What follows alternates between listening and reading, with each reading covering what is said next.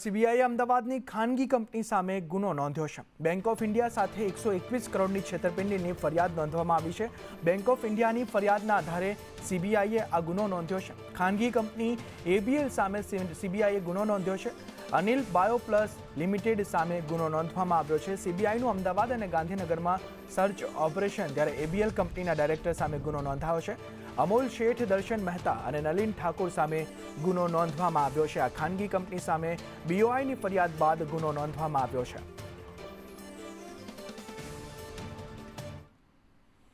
વાત સુરતની કરીએ તો સુરતનો કાર્યપાલક ઇજનેર લાંચ લેતા ઝડપાયો છે। એસીબીએ ₹50,000 રંગે હાથ લેતા તેને ઝડપી પાડ્યો છે। નાયબ કાર્યપાલક ઇજનેર પરિમલ પટેલ લાંચ લેતા ઝડપાયો છે। ફરિયાદીને જીઆઈડીસીના જૂના શેડનું ડિમોલિશન કરવાનું હતું। શેડની ડિમોલિશનની પરવાનગી આપવા માટે આ લાંચ માંગવામાં આવી હતી અને ₹50,000 રંગે હાથ લેતા તે ઝડપાઈ ગયો છે।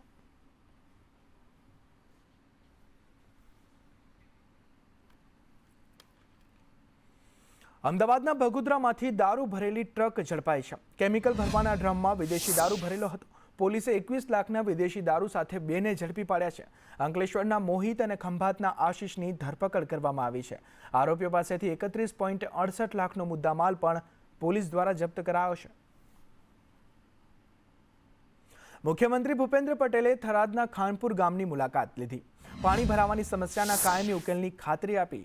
તમારી મુશ્કેલી મેં જોઈ છે, વારે ઘડીએ તમે હેરાન ના થાઓ તેવો રસ્તો કાઢીશું તેવું પણ મુખ્યમંત્રી દ્વારા તે લોકોને કહેવામાં આવ્યું છે। આપણી માંગણી આખા ગામની છે। એમાં સાહેબે જ અમેથી કીધું છે કે મારે કાયમી કરવું અને એમણે સામેથી અમે સુઈગામમાં બેઠા ત્યાંથી કીધું કે કાયમી ટેમ્પરરી નહીં, પરમેનન્ટ ઉકેલ મારે કરવો। સાહેબ જ જરા વાત કરશો। તમારી મુશ્કેલી અત્યારે તો છે જ, જોઈ પણ આ વારે ઘડીએ તમે હેરાન ના થાઓ એના માટેનો રસ્તો કાઢવાનું અધ્યક્ષે કીધું એમ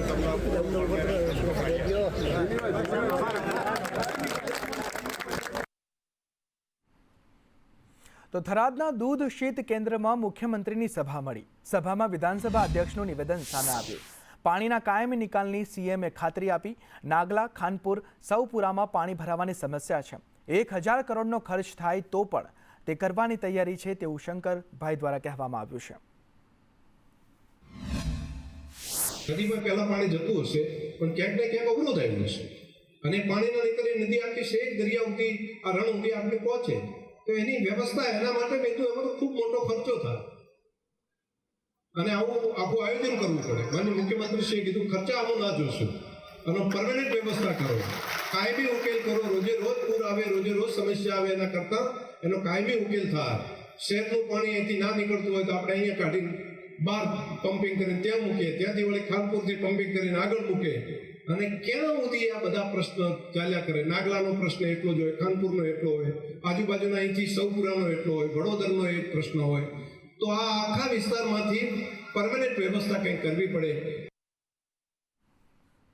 સુઈગામના અસરગ્રસ્તોની મુખ્યમંત્રીએ આજરોજ મુલાકાત લીધી હતી। મુખ્યમંત્રીની આ મુલાકાતને લઈ સાંસદ ગેનીબેન ઠાકોરે જણાવ્યું કે મોડે 2-3 દિવસે વહીવટીતંત્ર સીએમના આવવાથી એક્ટિવ થવું છે। સીએમ વહેલા આવ્યા હોત તો ઘણી મદદ મળી હોત। સુઈગામની સ્થિતિ જોતા સરકારે 1,000 કરોડની સહાય કરવી જોઈએ તેવી અમારી માંગ છે તેવું ગેનીબેન દ્વારા કહેવામાં આવ્યું છે। ગુજરાતના મુખ્યમંત્રીએ મોડે 3 દિવસ પછી પણ વહીવટીતંત્ર આજે સીએમના આવવાથી તમામ એક્ટિવ થયું છે અને કદાચ 2 દી કે 3 દી પહેલાં સીએમએ મુલાકાત લીધી હોત તો ખાસી બધી મદદ પણ અહીંના લોકોને વહીવટીતંત્ર મારફત મળી હોત। અમે વ્યક્તિગત રીતે 1,000 કરોડનું પેકેજ સરકાર પાસે અને સીએમ સાહેબ પાસે માગ્યું છે અને એમને અમે કીધું છે કે આ ઇન્ટરનેશનલ બોર્ડરને આવીને છેવાડાનો તાલુકો છે, અહીંયા જમીનમાં નીચે ખાર આવી જાય છે। જ્યારે 17નું ફ્લડ આવ્યું એના પછી આ જમીનો ખારી થઈ ગઈ હતી, માંડ કરીને ખેડૂતોને થોડા ઘણું હવે ઉગવાનું ચાલુ થયું હતું ને વળી પાછું આ નુકસાનીનો ભોગ બન્યો છે। એટલે રાહે અને ખેડૂતોને મદદ કરવી છે। આજ ખેડૂત કરોડો રૂપિયાના ટેક્સ એ પણ ભરે છે, એટલે જે પ્રમાણે એક સરકારે ઉદાર હાથે મદદ કરવી જોઈએ। હેલ્મેટના વિરોધ વચ્ચે સરકારનો મોટો નિર્ણય સામે આવ્યો છે। હેલ્મેટથી સુરક્ષાનું અભિયાન ચાલુ રખાશે। દંડની જગ્યાએ ગુલાબ આપી જાગૃતિ ફેલાવવા પ્રયાસ કરવામાં આવશે। ભાજપના ધારાસભ્યોએ ગૃહમંત્રીને રજૂઆત કરી હતી।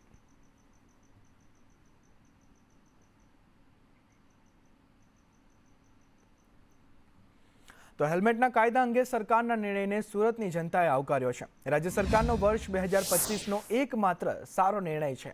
ખરેખર હેલ્મેટની જરૂર હાઈવે ઉપર હોવી જરૂરી છે, શહેરમાં નહીં, તેવું સુરતની જનતા કહી રહી છે. Very good decision, best decision till now. એ જોઈતું જ હતું અહીંયા, કેમ કે અહીંયા આપણા રોડ એવા પણ નથી કે આપણે હેલ્મેટ પહેરવાની એકચ્યુઅલી જરૂર છે. પહેલાં રોડ બરાબર કરી નાખો, એના પછી હેલ્મેટનું તો જ્યારે થશે પણ मुक्ति करवी जरूरी होती. गुजरात सरकार का 2025 का सबसे अच्छा फैसला है, हेलमेट का कायदा गया. मेरी गुजारिश है कि इंडिया के गुजरात के सूरत के जो रोड है वो रोड भी सही कर दिए जाए, क्योंकि अपने प्रेग्नेंट औरत को लेके फिर नहीं सकते, ये रोड ऐसे है. तो जैसे छोटी छोटी सिटियों में हेलमेट की जरूरत नहीं है, आप प्लीज़ इस प्रॉब्लम को दूर करिए. तो अब जो राज्य सरकार ने आदेश दिया है तो बहुत बड़े आदेश दिया है, और हेलमेट निकलना एक तरीके से सिटी के लिए बराबर है, पर हाईवे में पहन के चले तो कोई गुनाह नहीं है, और सेफ्टी भी बहुत जरूरी है. હા એમ તો જરૂર નથી, કેમ કે માથું દુખી જાય છે, વરસાદમાં પણ હેલ્મેટ ભીનું થઈ જાય છે, એ કમ્પલસરી પહેરવું પડે છે, એ પણ પોલીસની બીકના કારણે. અને આજુબાજુનું કશું સંભળાતું નથી, એટલે તકલીફ તો બહુ જ પડે છે હેલ્મેટમાં. અને હાઈવે પર જઈએ છીએ તો અમે લોકો કમ્પલસરી હેલ્મેટ પહેરીએ છીએ. નવરાત્રી પહેલા વડોદરા સીપી ગરબા ગ્રાઉન્ડની મુલાકાતે પહોંચ્યા. ફેસ્ટિવલના આયોજકો સાથે મેદાનની મુલાકાત કરી. પોલીસ કમિશનર નરસિંહા કુમારે કહ્યું કે ગરબામાં પોલીસ, હોમગાર્ડ, ખાનગી સિક્યુરિટી હશે. ગ્રાઉન્ડની અંદર કે બહાર ડાર્ક વિસ્તારનું ધ્યાન રાખવામાં આવશે. ગરબા મેદાન પર સીસીટીવીથી નજર રાખવામાં આવશે. કેટલાક મીડિયમ સાઇઝના ગરબાઓ, શેરી ગરબાઓ, દુર્ગા પૂજાના પંડાલો અને રાવણ દવન જેવી કાર્યક્રમો પણ 10 દિવસના સમયગાળામાં યોજાતા હોય છે. તે માટે શહેર પોલીસ તરફથી ડિટેઇલ્ડ સિક્યુરિટી પ્લાન આપણા વર્કઆઉટ કરી ગયા છે. તો શહેર પોલીસ અને એસઆરપીએફના ટીમ્સ, સી ટીમ અને અન્ય વોલન્ટરી એજન્સીઝના હોમગાર્ડ અને ટીઆરબીના સભ્યો આ બધા તો તૈનાત રહેશે અને એક સુદૃઢ સુરક્ષા વ્યવસ્થા ગોઠવવામાં આવશે. જામનગરના વોર્ડ નંબર 11માં રસ્તાની ખરાબ સ્થિતિને કારણે નાગરિકો હાલાકી ભોગવી રહ્યા છે. રસ્તાઓની ખરાબ હાલતને લઈ અત્યાર સુધી વિપક્ષ અવાજ ઉઠાવી રહ્યો હતું, પરંતુ હવે શાસક પક્ષના કોર્પોરેટરે પણ નારાજગી વ્યક્ત કરી છે. નારાયણનગર વિસ્તાર જે મોહનનગર છે, રાજમોતી મોહનનગરથી આવાસ સુધી છે, પ્રભાતનગર છે, યોગેશ્વરનગર છે, રિલાયન્સ પેટ્રોલ પંપથી ગઢિયા સમાજની વાડી છે, ગુલામનગરના બધાય ઢાળિયા છે, ગુલામનગરની 5 શેરી છે, રામવાડીની શેરીઓ છે, વૃંદાવનધામ 1, વૃંદાવનધામ 2ની શેરીઓ છે, આપા વિસ્તારનું મેઇન આપા વિસ્તારવાળો મેઇન રોડ છે. એવા અનેકો કામની રજૂઆત કરેલી હતી, પણ આજ દિન સુધી એક પણ જાતના કામ ચાલુ કરવામાં આવેલ. જામનગર શહેરમાં જે વરસાદ બાદ રોડની અંદર જે પેચવર્ક કરવાના કામ છે તેને ઓગસ્ટ મહિનામાં જ મંજૂરી આપી દેવામાં. વરસાદ એકદમ રહી જશે અને જ્યારે એના ભેજનું પ્રમાણ છે તે જે નક્કી થયેલું હોય એ પ્રમાણે ભેજનું પ્રમાણ રહેશે. તે દરમિયાન પેચવર્કના કામ કરવામાં આવશે. જામનગર શહેરની અંદર સમગ્ર પહેલા મુખ્ય માર્ગો જેટલા છે તેની ઉપર પેચવર્ક થશે. ત્યારબાદ સભ્યશ્રીઓની રજૂઆત, નાગરિકોની રજૂઆત એ ધ્યાનમાં રાખી અને જે ઇન્ટરનલ રોડ છે તેને પેચવર્ક. મોરબી જિલ્લામાં વરસાદી આફતના કારણે ધરતીપુત્રોને કપાસ, મગફળી, એરંડા સહિતની બાગાયતી અને શાકભાજીમાં વ્યાપક નુકસાન થયું છે. હળવદ, માળિયા, મોરબી, ટંકારા અને વાંકાનેરમાં કુલ કપાસનું આશરે 2 લાખ હેક્ટર વાવેતર થયું હતું, તો મગફળીનું આશરે 69,000 હેક્ટરમાં દિવેલા અને અંદાજે 4,000 હેક્ટર અન્ય બાજરી, મકાઈ, શાકભાજી અને ઘાસચારો મળીને 3 લાખથી વધુ હેક્ટરમાં ચોમાસું વાવેતર થયું હતું. અવિરત વરસાદના કારણે ખેડૂતોને મોટું નુકસાન થયું છે. જગતના તાતના મોંમાં આવેલો કોળિયો છીનવાયો છે. ટીકરમાં આશરે 500 હેક્ટર અને ઘનશ્યામગઢમાં આશરે 100 હેક્ટર, જૂના અમરપરામાં આશરે 100 હેક્ટરમાં કપાસ અને મગફળીમાં વ્યાપક નુકસાન ખેડૂતોને થયું છે. તમારા ગામમાં નુકસાન? કપાસ, મગફળી બધાયમાં, દાડમ બાડમ બધાયમાં. આશરે કેટલા વીઘામાં નુકસાન? આશરે છે લગભગ 300-400 હેક્ટર જેવું. રાજ્ય સરકાર પાસે શું અપેક્ષા? રાજ્ય સરકાર આગળ માંગણી કરી નુકસાનની સર્વે કરી જાય, જોઈ લે, પછી અમને નુકસાન આપે, ન હોય તો ન. ને કપાસનું વાવેતર કરેલ છે અને કપાસના વાવેતરમાં અત્યારે પહેલાં તો સારો હતો, પણ આ વરસાદ વધારે વરસ્યો ને એના અનુસંધાને કપામાં ઘણું બધું નુકસાન આવ્યું છે. એટલે જાજુ નુકસાન આવ્યું છે. મારી એકની વાડીમાં 5 લાખ જેવું નુકસાન છે અને ઘનશ્યામગઢ આખા ગામમાં લગભગ 100 એકરથી વધારે પણ કપાસમાં તો વધારે નુકસાન 90% નુકસાન ગણાય, 10% સારું ગણાય. જો કે આમ અમરાપર જૂના અમરાપર તાલુકામાં આવેલું છે અને આ ગામના રોડ ઊંચો કરવાથી અને પાણી ઉપર આવવા વધી જાય ચાળતાવાળાની. એના હિસાબે 2 વર્ષથી આમ નામ ચાલ્યું જાય વધારે. પહેલાં તો હતું ઓછો, રોડ ઊંચો પડ્યા પછી વધારે. અને મગફળી અને એરંડાનું વાવેતર છે, મોટા પ્રમાણમાં નુકસાની છે અને સરકાર વહેલી તકે સર્વે કરે એવી અમારી માંગણી છે. અને 2000 વીઘામાં નુકસાની છે અમારે અત્યારે. સરકાર વહેલી તકે સર્વે કરીને વળતર ખેડૂતોને. છેલ્લા 4-5 દિવસમાં વરસાદ થયો, એમાં અમારા ગામમાં 40થી 50% કપાસમાં, મગફળીમાં, એરંડામાં નુકસાની છે.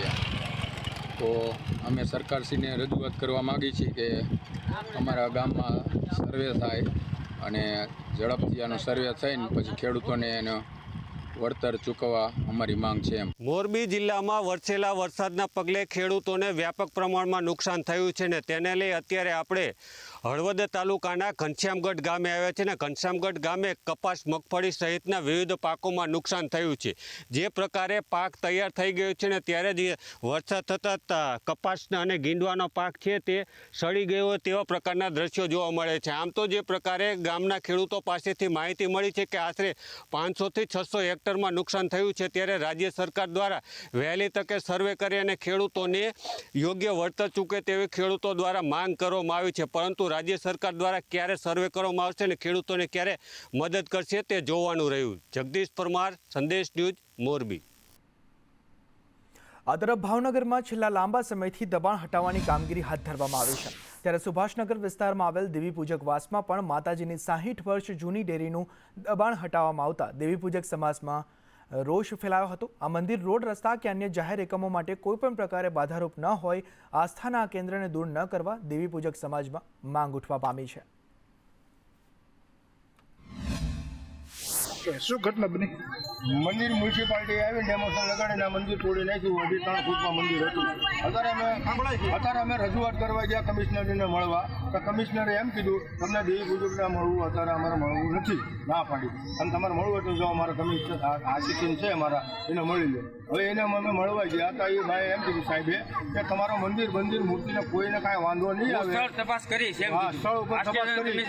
આજે એક પ્રાચીન મંદિર છે, 60 વર્ષ જૂનું મંદિર, અને અમારા સમાજને આસ્થાનું મંદિર કહેવાય છે. ત્યાં આખા ભાવનગર શહેર જિલ્લાના લોકો માને છે, પૂજા પાઠ કરે છે, સમયસર દીવા અગરબત્તી કરતા હોય છે. અને તે મંદિર કોઈ રોડમાં અડચણમાં આવતું નથી. પણ બાજુમાં એક નવો ફ્લેટ બને છે, કદાચ એનું કારણ છે, એ તો 100% છે કે જે ફ્લેટ બાજુમાં બને છે એના કારણે મંદિર પાડવામાં આવી રહ્યું હોય એવું દેખાઈ આવે છે.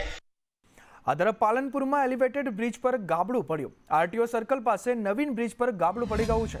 બ્રિજના જોઈન્ટમાં મસ્ત મોટું ગાબડું પડ્યું અને ગાબડું પડતા જ વાહન વ્યવહાર બંધ કરવામાં આવ્યો. કોન્ટ્રાક્ટરે ગાબડાને રિપેરિંગ કરવાનું શરૂ કર્યું. થોડા સમય પહેલા બ્રિજનો ગડર પડી ગયો હતો. બ્રિજના નિર્માણ વખતે ગડર પડતા 2ના મોત નીપજ્યા હતા. કોન્ટ્રાક્ટરની હલકી ગુણવત્તાનું કામ સામે આવી રહ્યું છે.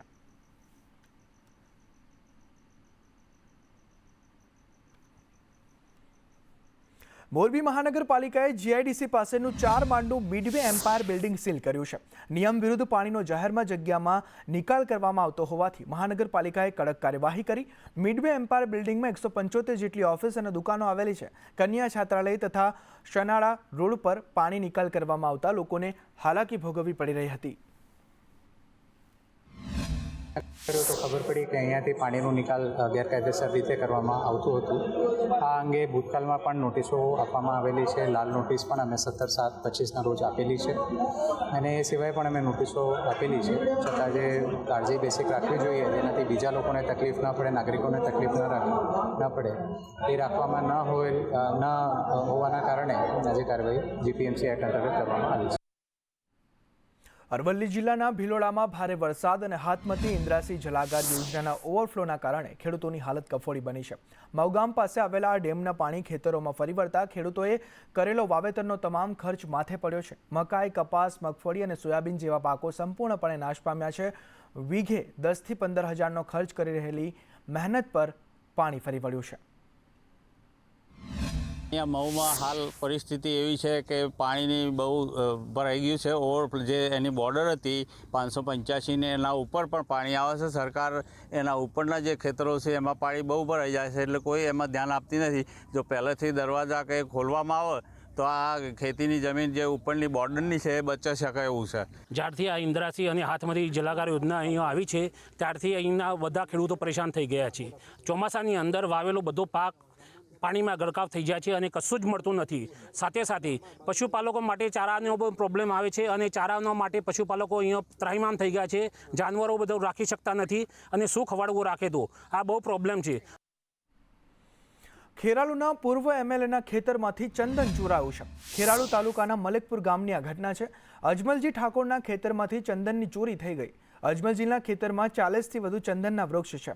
ચોરોએ 5 જેટલા ચંદનના થડ કાપીને લઈ ગયા. પૂર્વ ધારાસભ્યએ પોલીસમાં ફરિયાદ નોંધાવી.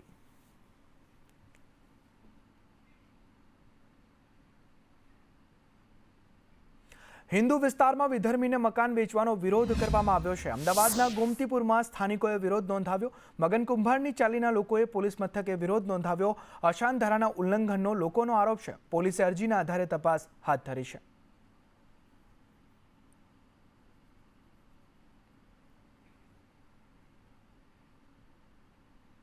અમદાવાદમાં શ્રમિકોના મોત મામલે કોન્ટ્રાક્ટરની ધરપકડ કરવામાં આવી. બોપલના ધ ગાર્ડન બંગલોઝમાં 2 શ્રમિકોના મોત નિપજ્યા હતા. ગેસ ગળતરથી 2 શ્રમિકોના મોત થયા હતા. ત્યારે SC/ST સેલે કોન્ટ્રાક્ટર મુકેશ ઠાકોરની ધરપકડ કરી લીધી છે.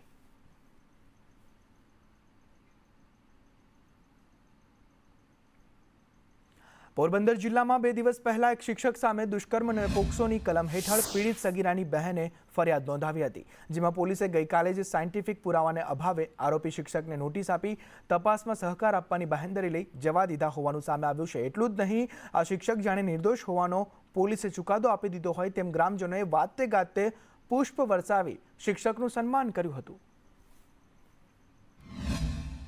આ સમગ્ર તપાસ દરમિયાન ગઈકાલ સાંજની સ્થિતિ સુધી કોઈપણ પ્રકારના બાયોલોજિકલ કે સાયન્ટિફિક પુરાવાઓ, ટેકનિકલ પુરાવાઓ મળી આવેલા ન હતા, જેના પરિણામે CCTV અને એ બધા પુરાવાઓને ધ્યાને લઈ ગઈકાલ સાંજે કુતિયાણા પોલીસ દ્વારા આક્ષેપિત જે શિક્ષક હતા એમને BNSS અંતર્ગત નોટિસ આપી તપાસમાં સહયોગ કરવાની શરતે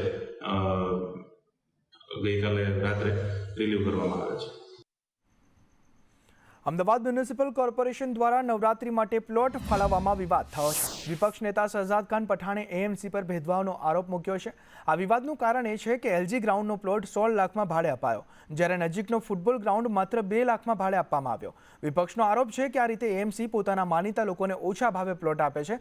જોકે સ્ટેન્ડિંગ કમિટીના ચેરમેન દેવાંગ દાણીએ આ આરોપોને ઇનકાર કરતા કહ્યું કે હરાજીમાં વધુ બોલી લાગતા LG ગ્રાઉન્ડ ઊંચા ભાવે ગયો, જ્યારે ફૂટબોલ ગ્રાઉન્ડ માટે કોઈ પાર્ટી ન આવતા તેને ઓછી કિંમતે આપવામાં આવ્યો. તેમ છતાં વિપક્ષનો દાવો છે કે ફૂટબોલ ગ્રાઉન્ડ હરાજી વગર જ આપી દેવાયો.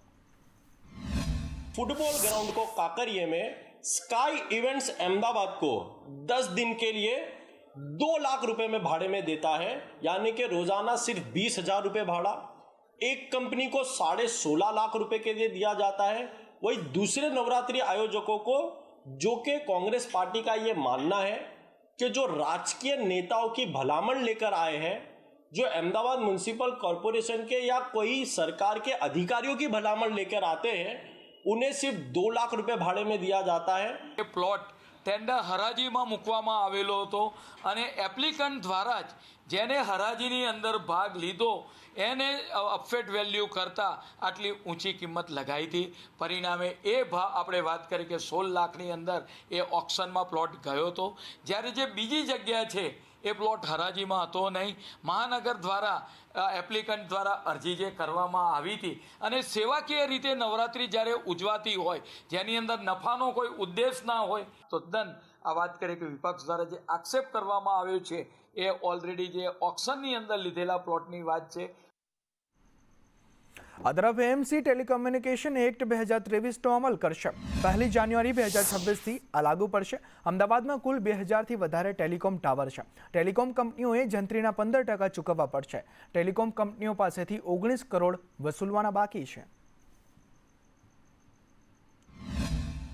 નગરની અંદર અલગ અલગ જગ્યાએ જે ટેલિકોમ્યુનિકેશન ટાવરો આવેલા છે એ પ્રાઇવેટ જગ્યા હોય અથવા તો કોર્પોરેશનના સંપાદિત કરેલા પ્લોટોમાં ગાર્ડનની અંદર, ઓપન પ્લોટની અંદર અથવા કોર્પોરેશનની બિલ્ડિંગમાં હોય, આવા અલગ અલગ જગ્યાએ થઈ લગભગ 2000 કરતાં વધારે ટાવરો આવેલા છે, અલગ અલગ કંપનીના છે. એ ટાવરો અંગેની જે પોલિસી છે એને આજની સ્ટેન્ડિંગ કમિટીની અંદર મંજૂર કરવામાં આવી છે. વડાપ્રધાન મોદીના જન્મદિવસે એએમસી રાહત આપશે. એસવીપી હોસ્પિટલમાં ઓપીડી અને લેબ ચાર્જ ફ્રી રહેશે. નગરી હોસ્પિટલમાં પણ ઓપીડી ચાર્જ નહીં લાગે. 17 તારીખે દરેક હેલ્થ સેન્ટર બહાર હેલ્થ કેમ્પ કરવામાં આવશે. એએમસી સંચાલિત હોસ્પિટલોમાં મેમોગ્રાફી જે તપાસ છે તે પણ ફ્રી રહેશે. દેશના માનનીય વડાપ્રધાન નરેન્દ્રભાઈ મોદી સાહેબનો 17 સપ્ટેમ્બરે જન્મ આવી રહ્યો છે ત્યારે વિવિધ સેવાકીય કામો અમદાવાદ મહાનગરપાલિકાની અંદર કરવામાં આવનાર છે, જેમાં અમારા જે 12 CHC સેન્ટરો આવેલા છે, 30 બેડની હોસ્પિટલો, આ તમામ હોસ્પિટલની અંદર મેડિકલ કેમ્પ કરવામાં આવશે. ત્યાં લોકોના ECG હોય, ડાયાબિટીસ હોય, કોલેસ્ટેરોલ હોય, લિપિડ પ્રોફાઇલ હોય, RBC, WBC, આ તમામ પ્રકારના જે ટેસ્ટ છે એ ટોટલી ફ્રી કરવામાં આવશે. અધરમ નારણપુરા સ્પોર્ટ્સ કોમ્પ્લેક્સનું 14 સપ્ટેમ્બરે લોકાર્પણ કરવામાં આવશે. 825 કરોડના ખર્ચે આ સ્પોર્ટ્સ કોમ્પ્લેક્સ તૈયાર થયું છે. કોમ્પ્લેક્સમાં આંતરરાષ્ટ્રીય સ્તરની સુવિધાઓ છે. ઓલિમ્પિકની 7 સહિત કુલ 18 રમતો રમી શકાય તેવી સુવિધાઓ પણ આ કોમ્પ્લેક્સમાં છે. નારણપુરા વીર સાવરકર સ્પોર્ટ્સ કોમ્પ્લેક્સ નારણપુરા ખાતે તેનું લોકાર્પણ કરવામાં આવનાર છે.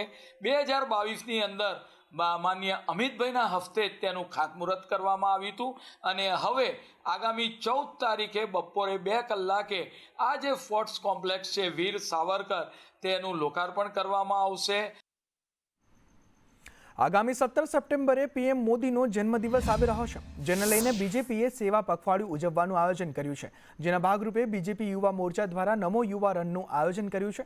આગામી 21 સપ્ટેમ્બરે રાજ્યની 8 મહાનગરપાલિકા જેમાં રાજકોટ, સુરત, અમદાવાદ, જૂનાગઢ, જામનગર, ભાવનગર, ગાંધીનગર અને વડોદરા અને 2 નગરપાલિકા આણંદ અને વલસાડમાં નમો મેરેથોન નમો યુવા રનનું આયોજન કર્યું છે. પોતાની જર્નીમાં પ્રધાનમંત્રીશ્રીનો બહુ મોટો ભાગ રહેલો છે, કારણ કે 2002માં જ્યારે ક્રિકેટ રમવાનું ઇન્ડિયા માટે ક્રિકેટ રમવાનું સ્ટાર્ટ કર્યું ત્યારે હું એક સ્પોર્ટ્સ ઓથોરિટી ઓફ ગુજરાતના કોચિંગ કેમ્પમાં જતો હતો કે એ ટાઈમ પર જ્યારે ફીસ ભરવાના પૈસા નહોતા કે 3 મહિના માત્ર 60 રૂપિયાની ફીસ લઈને અને ક્રિકેટ રમવાનું ચાલુ કરાવ્યું. વડોદરાના પાદરામાં કોંગ્રેસે અનોખો વિરોધ નોંધાવ્યો છે. મહુવામાં કોંગ્રેસનો ખાડા પૂજન કાર્યક્રમ જોવા મળ્યો. તાલુકા પંચાયતના વિપક્ષ નેતાની આગેવાનીમાં આ વિરોધ નોંધાવવામાં આવ્યો. વિપક્ષ નેતા હાર્દિક પટેલની આગેવાનીમાં ખાડા પૂજન કરવામાં આવ્યું. RMB કોન્ટ્રાક્ટરો અને ભાજપ પર ભ્રષ્ટાચારના આક્ષેપ પણ કોંગ્રેસ દ્વારા કરવામાં આવ્યા છે. આજે આજુબાજુ જ્યાં જોઈએ તે ખાડા ખાડા ખાડા એક જ ચાલે, ખાડાવાળી સરકાર જ ચાલે. પાદરામાં તો એવું જ છે. આજે કેટલી તકલીફ છે, કેટલા યુવાનો અહીં જાય છે, અવર જવર થાય છે, ખાડામાં પડે છે અને કેટલા લોકોને વાગે છે, પણ સરકાર અને અધિકારીઓનું પેટનું પાણી આજે નહીં હાલતું. એમને એસીમાં બેસીને કટકીનો વ્યવહાર કરે છે અને ગમે તેવા કોન્ટ્રાક્ટર આવે ખાડા પૂરીને જતા રહે છે અને 2-4 મહિના થાય પાછું જેવું હતું. આજે પાદરા તાલુકાના મહુવડ ગામે મસ્ત મોટા ખાડા બની ગયા. અનુસંધાનમાં સૌ જાગૃતિઓના સહયોગથી આજે ખાડા પૂજનનો કાર્યક્રમ કરવામાં આવ્યો હતો. ક્યાંક ને ક્યાંક ભ્રષ્ટ અધિકારીઓના પાપે ભ્રષ્ટ નેતાઓના ચાલે જે કટકી ચાલી રહી છે એ કટકીના લીધે ક્યાંક ને ક્યાંક આ રોડ અને રસ્તાઓ બિસ્માર હાલતમાં થઈ ગયા. અદરબ રાજકોટમાં સૌરાષ્ટ્ર યુનિવર્સિટીના કુલપતિએ ભાંગરો વાટ્યો.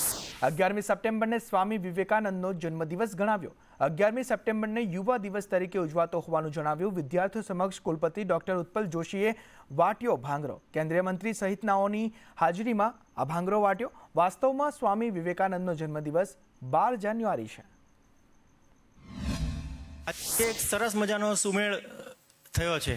આજે યુવા દિવસ છે. 11મી સપ્ટેમ્બર એટલે પરમ શ્રદ્ધેય સ્વામી વિવેકાનંદજીનો જન્મદિવસ અને આજે આપણે આ સરદાર પટેલ ચેરનું જે આયોજન કર્યું છે એની પહેલી આટલા મોટા પ્રમાણમાં જે આપણે કામ કરીએ છીએ એની શરૂઆત એ આપણે સ્વામી વિવેકાનંદ જયંતિ નિમિત્તે આપણે કરી રહ્યા છીએ. આ તરફ પૂરગ્રસ્ત સુઈગામમાં જનજીવન અસ્તવ્યસ્ત થઈ ગયું છે. ગેસના બાટલા મેળવવા લોકોની કતારો લાગી છે. સુઈગામમાં લોકો ગેસ સિલિન્ડરથી વંચિત જોવા મળી રહ્યા છે. વાવ સુઈગામ રોડ પર ગેસ સિલિન્ડર માટે લોકોની લાંબી લાઈનો જોવા મળી છે.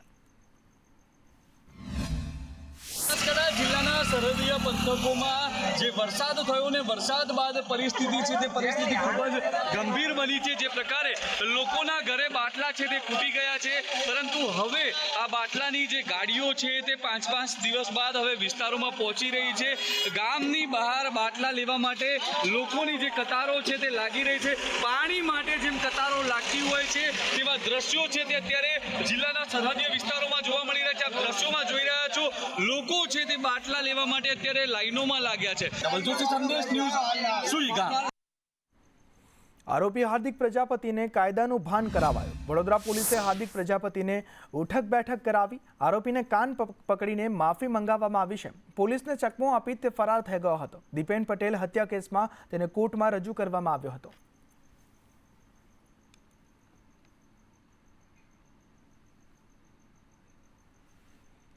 આણંદના તારાપુરમાં મહિલા સરપંચ સસ્પેન્ડ કરવામાં આવ્યા છે. ખાખસર ગામના મહિલા સરપંચ સસ્પેન્ડ કરવામાં આવ્યા છે. જે ખાખસર ગામ છે ત્યાંની આ ઘટના છે. 4 બાળક હોવાનું બહાર આવતા સસ્પેન્ડ કરાઈ દેવાયા છે. સરપંચ વિજુબેન મનુભાઈ હરિજનને સસ્પેન્ડ કરવામાં આવ્યા છે. 2 બાળકોનું ખોટું એફિડેવિટ આપ્યું હતું. તારાપુર ટીડીઓની તપાસમાં હકીકત બહાર આવી છે.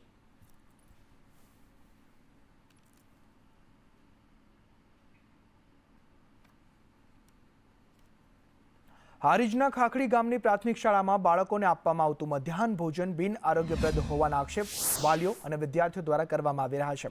ત્યારે આ મામલે રજૂઆત કરવા ગયેલ ગ્રામજનોને સાંભળી યોગ્ય કરવાને બદલે મધ્યાહન ભોજન સંચાલકે અપશબ્દો બોલી મારવાની ધમકી આપ્યાનું ગ્રામજનોએ જણાવ્યું.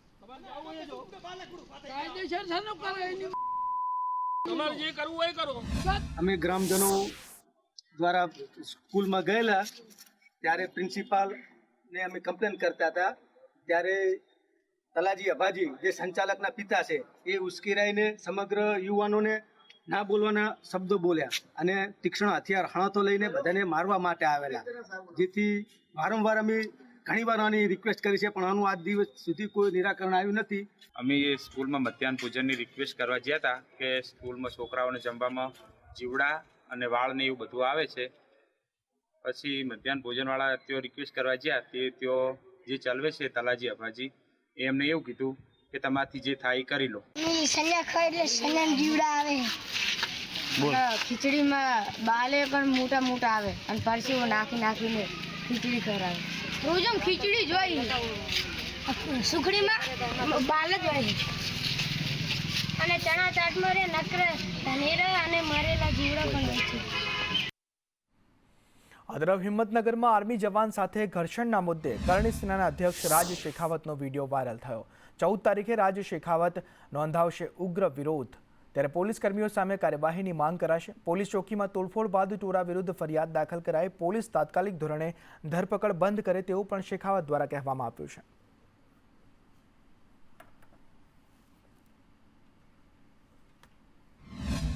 પ્રશાસન જે ફરિયાદ નોંધી છે, જે ગિરફતારીઓ કરી છે, જે ગિરફતારી કરી રહી છે એ તુરંત રોકવામાં આવે, ગિરફતાર કરેલા આંદોલનકારીઓને મુક્ત કરવામાં આવે. બાકી 14 તારીખે અમે રજૂઆત કરવા આવી રહ્યા છીએ. ન્યાય નહીં મળે તો જે અનિચ્છનીય બનાવ બનશે એની જિમ્મેવારી એસપી સાહેબ આપની રહેશે. બનાસકાંઠામાં ડોક્ટરની બેદરકારીનો જે મુદ્દો છે તેમાં પીડિત મહિલાના પરિવારજનોની પોલીસ ફરિયાદ છે. દિયોદર વિશ્વાસ હોસ્પિટલના ડોક્ટર પર આરોપ મૂકવામાં આવ્યો છે કે પ્રસૂતાને સમયસર સારવાર ન આપવામાં આવી. મહિલાના પરિવારજનો સાથે તોછડાઈ ભર્યા વર્તનનો પણ આરોપ છે. ત્યારે ડોક્ટર રોહિત નાડોદા સામે પીડિત મહિલાનો આક્ષેપ છે. ત્યારે પોલીસે પરિવારજનોની ફરિયાદ લઈ તપાસ હાથ ધરી છે. માટે લઈ ગઈ હતી અને એને ચેકો મૂકીને નીચે એના ભાગે અને એને ડિલિવરી કરાવી. અને તે પછી એની તબિયત વધારે બગડતા ઘરેથી અમે બતાવવા ગઈએ તો એ ડૉક્ટરે કીધું કે હવે પછી હું આ આયુષ્યમાન કાર્ડ ઉપર ડિલિવરી થયેલી છે કે હવે પછી હું આની સારવાર નહીં આપી શકું અને જો તમારે સારવાર આપવી હોય લેવી હોય તો તમે પૈસા ખર્ચો. મારી બેબીને હેરાનગતિ કરી એનું મને ન્યાય અપાવે. લેહમાં શહીદ થયેલા ચોરવાડના વીર જવાન રાકેશ ડાભીને શહીદ વીર અમર રહો અને ભારત માતા કી જયના નારા વચ્ચે સૈન્ય સન્માન સાથે અંતિમ વિદાય આપવામાં આવી. ચોરવાડ ઉપરાંત ગળુ, વિસણવેલ, કાણેક, કુકસવાડા, જુજારપુર સહિતના ગ્રામજનોએ શ્રદ્ધાંજલિ આપવા માટે જોડાયા હતા. નાના બાળકોથી માંડી સૌ કોઈએ શહીદ વીરને પુષ્પાંજલિ અર્પણ કરી હતી. ચોરવાડ ગામનો વતની રાકેશ દેવાભાઈ ડાભી જે અગ્નિવીર સૈનિક હતો, જે હાલ સિયાચીન બોર્ડર ઉપર મા ભારતીની રક્ષામાં હતો અને દેશની રક્ષાને કાજે જે શહીદ થયો છે એની આજે અંતિમ યાત્રા ચોરવાડ મુકામે નીકળી હતી. ખૂબ મોટી સંખ્યામાં લોકો હાજર રહ્યા હતા. ચોરવાડ અને આજુબાજુ ગામના લોકો પણ ખૂબ મોટી સંખ્યામાં હાજર રહ્યા હતા. અને જેવી રીતે ચોરવાડ હીરા પકવતી ધરતી છે, જેમ આજે લોકો વિરેન્દ્રભાઈ શાહને, ધીરુભાઈ અંબાણીને આજે યાદ કરે છે, એવી રીતે રાકેશ ડાભીને પણ લોકો સદીઓ સુધી યાદ રાખે. તહેવારો દરમિયાન રાજ્યમાં ધ્વનિ પ્રદૂષણ વધ્યું છે. દિવાળી અને નવરાત્રી દરમિયાન ધ્વનિ પ્રદૂષણ વધ્યું છે, ત્યારે જીપીસીબીના 2024-25ના રિપોર્ટમાં આ વિગતો બહાર આવી છે. નવરાત્રી દરમિયાન અવાજનું પ્રદૂષણ 85 ડેસિબલ, પૂર્વ અમદાવાદમાં રાત્રે ધ્વનિ પ્રદૂષણ 103 ડેસિબલ, આણંદમાં અવાજનું પ્રદૂષણ 93 ડેસિબલ અને મોરબી અને નવસારીમાં 80 ડેસિબલ. રાત્રિ દરમિયાન મહત્તમ 45 ડેસિબલનો નિયમ છે, ત્યારે દિવાળીમાં અમદાવાદમાં ધ્વનિ પ્રદૂષણ 92 ડેસિબલ થઈ જાય છે, જ્યારે અમદાવાદ ગ્રામ્યમાં 91, જ્યારે જામનગરમાં 92 ડેસિબલ નોંધાય છે. તહેવારોમાં સામાન્ય કરતાં બમણો અવાજ જોવા મળે છે. વડોદરામાં અવાવરૂ જગ્યાએ લાઇટ લગાવવા માંગ ઉઠી છે. સાંસદ હેમાંગ જોશીએ મહાનગરપાલિકા કમિશનરને પત્ર લખ્યો. અગમ્ય બનાવ ન બને તે માટે લાઇટ લગાવવા માંગ કરી છે. આગમચેતીના ભાગરૂપે લાઇટ લગાવવા માંગ કરવામાં આવી છે. નવરાત્રીમાં બહારથી લોકો આવતા હોવાનો પણ ઉલ્લેખ કરવામાં આવ્યો છે. વ્યસનને લગતા ગુના બનવાની પણ આશંકા વ્યક્ત કરી છે. તેથી આ માંગ કરવામાં આવી છે કે અવાવરૂ જગ્યાએ લાઇટ લગાવવામાં આવે. જ્યારે નવરાત્રિ આવી રહી છે ત્યારે મેં માત્ર મ્યુનિસિપલ કમિશનરને નહીં, પરંતુ મ્યુનિસિપલ કમિશનરશ્રી અને પોલીસ કમિશનરશ્રીને બંનેને આ પત્ર લખ્યો છે કે એમની પાસે જે ઇનપુટ આવેલા હોય બ્લેક સ્પોટને લઈને, એવી અવાવરૂ જગ્યાઓને લઈને, તો એના માટેની એક પ્રકાશનની વ્યવસ્થા એમના દ્વારા કરવામાં આવે, અથવા કોઈ પ્રાઇવેટ માલિકીનું હોય અને એમને પણ કહેવા જેવું લાગતું હોય તો એમને પણ કહી અને કોઈ પણ જગ્યાએ એવો અંધકાર ના રહે કે જ્યાં આવા પ્રકારના કોઈ ઘટનાઓ ફરી વડોદરાને જોવી પડે.